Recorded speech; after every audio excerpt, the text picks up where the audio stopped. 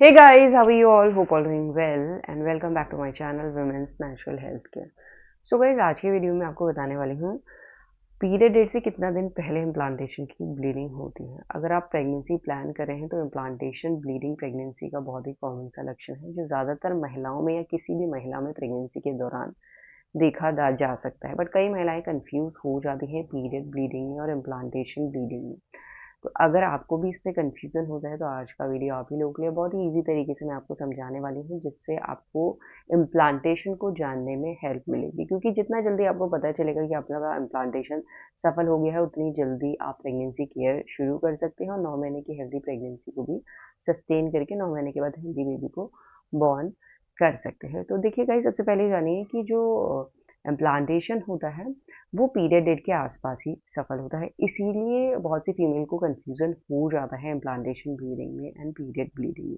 होता क्या है, जैसे ही ओव्यूलेशन के दौरान अगर स्पर्म सेल और एग सेल मीटअप हो गए हैं तो उसके बाद एग फर्टिलाइज होने में मैक्सिमम 24 घंटे का टाइम लगता है। अगर 15वें दिन एग फर्टिलाइज हुआ है और आपकी 28 दिन की पीरियड साइकिल है तो ज़्यादातर चांसेस है 21वें दिन से लेकर 28वें दिन के बीच में महिलाओं को प्रेगनेंसी हो जाए। यानी जो एग फर्टिलाइज है वो फैलोपियन ट्यूब से मूव करके जब वो पहुंचता है यूट्रस के एंड पॉइंट पे, वो बनता है ब्लास्टोसिस्ट और ब्लास्टोसिस्ट ही यूट्रस में इम्प्लांट होता है और वहीं उसकी 9 महीने की प्रेगनेंसी रहती है और वो वहीं पे ग्रो होता है। बट जब बच्चा सबसे पहले वहाँ पे इम्प्लांट होता है तो वो अंदर को बरो होता है सबसे पहली बात। साथ ही साथ बड़े होने की वजह से वहाँ पे कुछ टिश्यूज़ रप्चर हो जाता है और टिश्यूज़ रप्चर होने की वजह से महिलाओं को इम्प्लांटेशन के दौरान हल्की सी ब्लीडिंग भी दिखाई देती है, जो पीरियड ब्लीडिंग की तरह बिल्कुल भी नहीं होती है। अगर हम पीरियड ब्लीडिंग की बात करें तो गाइस देखिए, जो पीरियड ब्लीडिंग होती है सबसे पहले फ्लो की अगर बात करें तो फ्लो उसका पहले जो 2-3 दिन रहते हैं वो ज़्यादा ही रहता है, कम नहीं होता है। और जो उसका ड्यूरेशन होता है वो 4-5 दिन या किसी को 7 दिन भी रहता होगा, जो बिल्कुल नॉर्मल है। पर इसके साथ-साथ आपको पीरियड ब्लीडिंग में क्लॉटिंग भी दिख, साथ ही साथ इसमें आपको पेन भी होता है, कई महिलाओं को शार्प पेन भी होता है। तो ये होती है पीरियड ब्लीडिंग। अगर हम इम्प्लांटेशन ब्लीडिंग की बात करें, जो इम्प्लांटेशन की ब्लीडिंग होती है ये जब बच्चा इम्प्लांट होगा तभी आपको होगी। ऐसा नहीं है बच्चा इम्प्लांट नहीं हुआ है और आपको इम्प्लांटेशन की ब्लीडिंग हो गई है। वो प्रेगनेंसी की नहीं होती है, वो पीरियड की ब्लीडिंग होती है।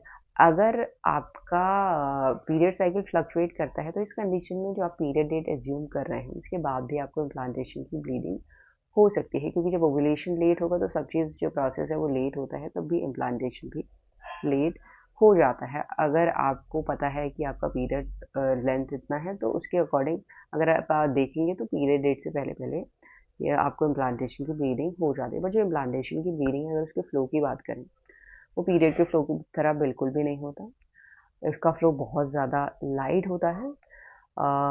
इसमें आपको क्लॉटिंग बिल्कुल भी नहीं लगती। जो कंसिस्टेंसी रहती है लिक्विड कंसिस्टेंसी रहती है, पानी की तरह होता है। कुछ बूंदें आपको अपनी पैंटी में दिखाई दे सकती है, ऑन एंड ऑफ होती है। बिल्कुल दिन भर ऐसा पीरियड ब्लीडिंग की तरह नहीं लगी रहती है। आपको सुबह दिखाई दे सकता है या शाम को दिखाई दे सकता है, पूरे दिन भर में एक ही बार दिखाई दे सकता है। जो इसका टाइम पीरियड रहता है वो 2 से लेकर 3 दिन तक ही रहता है।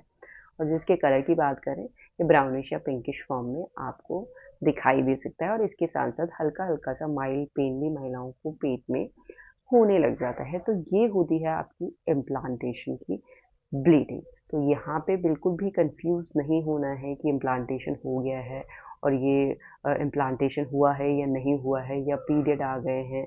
तो इम्प्लांटेशन ब्लीडिंग के बाद कब प्रेगनेंसी टेस्ट करना चाहिए? देखिए, इम्प्लांटेशन जब होता है तो प्रेगनेंसी हार्मोन भी तभी बनना शुरू होता है और प्रेगनेंसी हार्मोन इतना होना चाहिए कि यूरिन में पॉजिटिव है। तो उसके लिए आपको मिनिमम 1 हफ्ते से लेके मैक्सिमम 10 दिन का इंतज़ार करना चाहिए। उस बीच अगर आप घर पे यूपीटी करते हैं तो वो भी पॉजिटिव आता है, क्योंकि उसमें इतना एससीजी होता है जो टेस्ट में डिटेक्ट हो जाता है, यानी जो किट में डिटेक्ट हो जाता है। तो इसी तरीके से आप पता कर सकते हैं इम्प्लांटेशन ब्लीडिंग हुई है या पीरियड ब्लीडिंग हुई है, और इम्प्लांटेशन ब्लीडिंग से जान सकते हैं कि आपने प्रेगनेंसी कंसीव कर ली है। यही आज का वीडियो। होप करती हूँ वीडियो आप लोगों को पसंद आएगा and thanks for watching this video. Will see you in my next video.